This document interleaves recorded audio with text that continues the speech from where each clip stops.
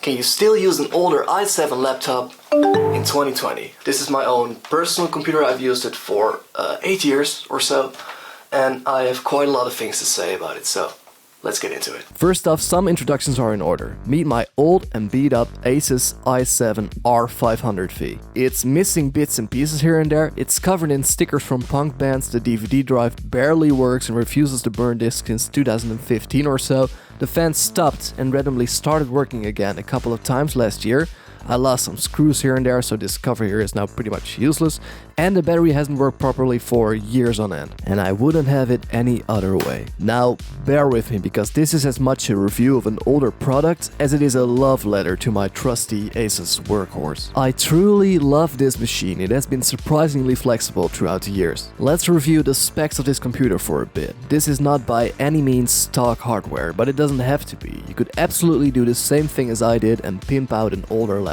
Depending on what you want to do with your laptop, it can really save you a lot of cash. It extended the longevity of this laptop by miles, I can tell you that much. First off, the processor. The R500V runs on an Intel Core i7-3610QM, which is clocked at 2.3 GHz. It has 4 cores, 8 threads, and was first introduced in 2012, which is when I got this laptop. Now, it wasn't blazingly fast in 2012, but it was quite a good laptop processor for the time. So what about RAM? It shipped with 4 gigs of DDR3 RAM, not unusual for the time. It rocks 12 gigs of RAM as of today and supports up to 32 gigabytes, which is not too shabby. The R500V shipped with a 54 RPM hard drive, which sucked. I'm not sure how common 5400 RPM was back in 2012. I feel like it was already kinda on the way out, but it severely held this dude back for the first couple of years that I used it. It was really kind of a bottleneck, actually. It's been replaced with a 260 gig Samsung Evo SSD, and performance has been smooth as butter ever since. You probably heard this a million times before, but my god, if you're still using an older hard drive, buy that motherfucking SSD. It's worth it.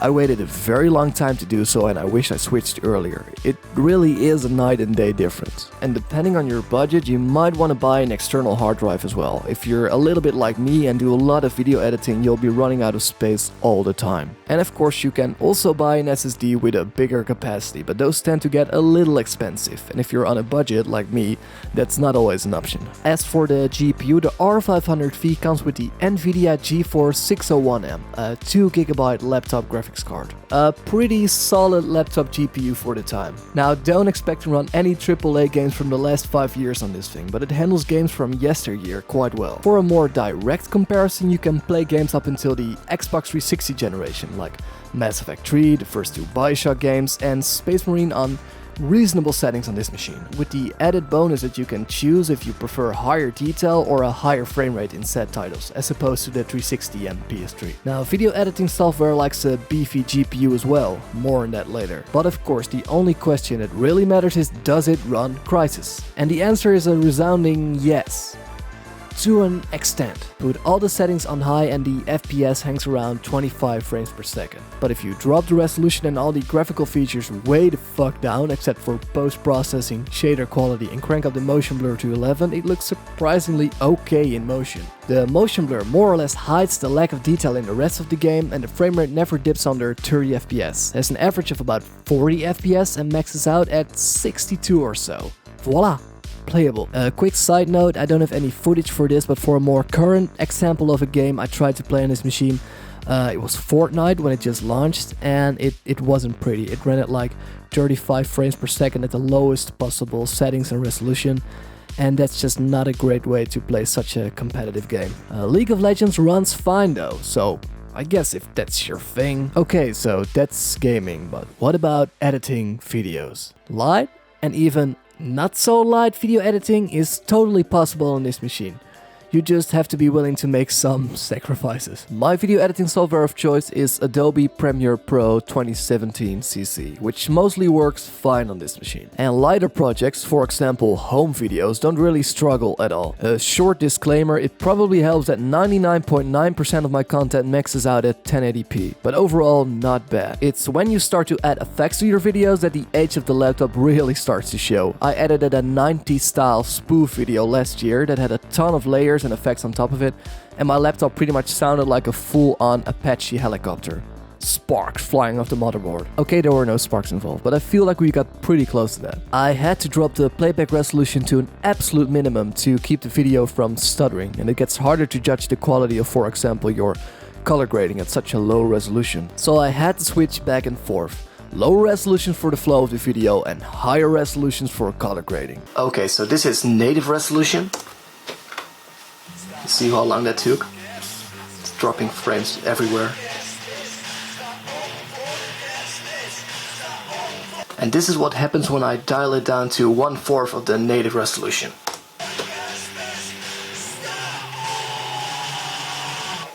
It's quite a difference, right?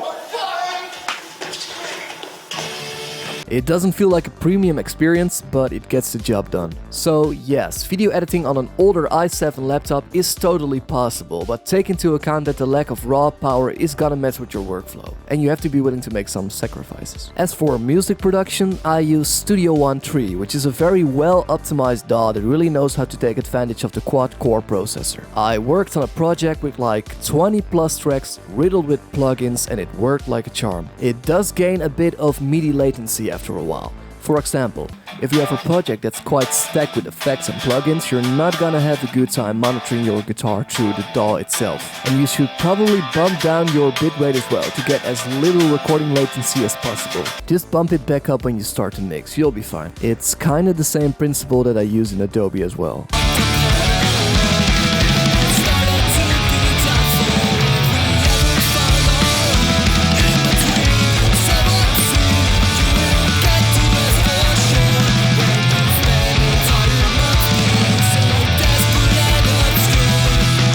So, music production on an older i7.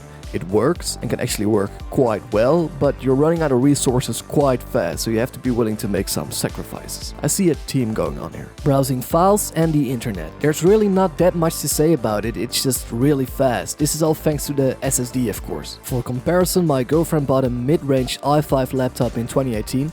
It has a comparable SSD drive and it doesn't seem to do things that much faster. And my old i7 had a higher Geekbench score, if you can actually believe that. So copying files, watching images and browsing through different documents is just very snappy on this machine. Browsing the internet is kinda slow, but that's probably because our connection speed is just slow as molasses. There's really just not that much to say about this aspect of the laptop, it just works super well. Portability.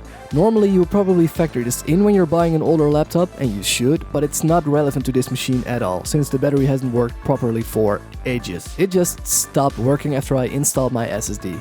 So make of that what you will. And it's kind of a pain that it's not working, because it sort of defeats the purpose of being a laptop in the first place. Well, it is what it is. What about other laptops from the same era? I do know that laptop batteries are not necessarily known for their longevity, and laptops got a lot more power efficient throughout the years. So an 8-year-old laptop is probably not gonna have the greatest battery life imaginable. But hey, maybe you'll get lucky, who knows. Another thing that severely impacts the portability of this laptop is its weight and its size. And just for a scale reference, this is my i7 2012 laptop. There we go. It's heavy as fuck as well. And this is my girlfriend's laptop. It's an i5 from 2018. You see, there's quite a difference there. It's so much lighter as well, my god. I mean, I think it sort of fits a different purpose, so maybe it's not entirely fair, but my god, there's quite a difference here. See the dimensions as well. So, yeah. There's that. Conclusion. If you're in the market for an older i7 laptop, then by all means, go for it. It's still sort of a viable option in 2020 if you're aware of the limitations of the hardware. But I wouldn't pay more than 200 bucks, or in my region 200 euros for it. It's just not worth it. I quite often see secondhand MacBooks from like 2012 or so going for 350 plus euros online. And while Macs tend to age a little bit better than PCs, that seems absolutely bonkers to me. Make no mistake about it, 8 years is quite a long time in computer terms, and you are buying a product that's already kinda on its way out. And you can always go the way of Linux, of course. It saved slower PCs than this one. But it's not entirely my cup of tea. That's not a knock against Linux, it's great, I'm just very used to using Windows. And that's all for today. I would like to thank my trusty senior Asus computer for the loyal years of service. May your hardware serve you as well as this damaged grey brick served me throughout the years. Thanks Asus, you made a hell of a machine.